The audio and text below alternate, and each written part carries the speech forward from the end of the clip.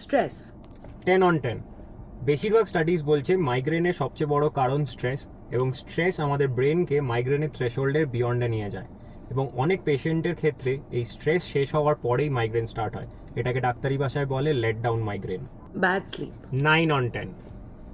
Disturb sleep বা কম ঘুম বা যদি ইররেগুলার স্লিপ সাইকেল হয়, সেটাতে কিন্তু মাইগ্রেনের সাথে ডিরেক্ট লিঙ্ক আছে, এবং সেটা কন্টিনিউ থাকলে আপনার বারবার মাইগ্রেন হতে পারে। Skipping meals. 8/10।